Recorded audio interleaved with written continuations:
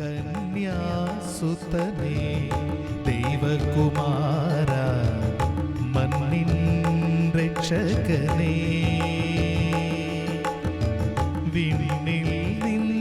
ക്രിസ്തുയേശുവിന്റെ നിസ്തുല്യ നാമത്തിൽ ശുഭസന്ദേശത്തിലേക്ക് സ്വാഗതം. വിശുദ്ധ വേദപുസ്തകത്തിൽ റോമർക്കെഴുതിയ ലേഖനം 10-ാം അധ്യായം 9-10 വാക്യങ്ങളിൽ നാം ഇപ്രകാരം വായിക്കുന്നു: യേശുവിനെ കർത്താവ് എന്ന് വായ്കൊണ്ട് ഏറ്റുപറയുകയും ദൈവം അവനെ മരിച്ചവരിൽ നിന്ന് ഉയർത്തെഴുന്നേൽപ്പിച്ചു എന്ന് ഹൃദയം കൊണ്ട് വിശ്വസിക്കുകയും ചെയ്താൽ നീ രക്ഷിക്കപ്പെടും. ഹൃദയം കൊണ്ട് നീതിക്കായി വിശ്വസിക്കുകയും വായ്കൊണ്ട് രക്ഷയ്ക്കായി ഏറ്റുപറയുകയും ചെയ്യുന്നു. കർത്താവായ യേശുക്രിസ്തു ദൈവമായിരുന്നിട്ടും ദൈവത്തോടുള്ള സമത്വം മുറുകെ പിടിച്ചുകൊള്ളണമെന്ന് വിചാരിക്കാതെ ദാസരൂപം എടുത്ത് മനുഷ്യ സാദൃശ്യത്തിലായി കന്യകയിൽ നിന്നും ഭൂജാതനായി ഈ ലോകത്തിൽ പാപമൊഴികെ സർവ്വത്തിലും പൂർണ്ണ മനുഷ്യനായി ജീവിച്ചു.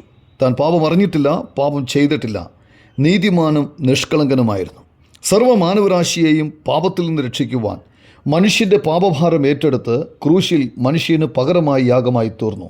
3-ാം ദിവസം മരിച്ചവരുടെ ഇടയിൽ നിന്നും ഉയർത്തെഴുന്നേറ്റു. യേശുവിനെ രക്ഷിതാവും കർത്താവുമായി അംഗീകരിക്കുന്ന ഏവനും രക്ഷിക്കപ്പെടുന്നു. അപ്പോസ്തലപ്രവൃത്തികളുടെ പുസ്തകം 8-ാം അധ്യായത്തിൽ ഫിലിപ്പോസ് സുവിശേഷം പ്രസംഗിച്ചതായി നാം കാണുന്നു.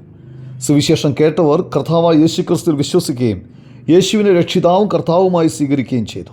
നിങ്ങളുടെ ജീവിതത്തിൽ യേശുവിനെ രക്ഷിതാവും കർത്താവുമായി സ്വീകരിച്ചുകൊണ്ട് രക്ഷിക്കപ്പെടാനാകും.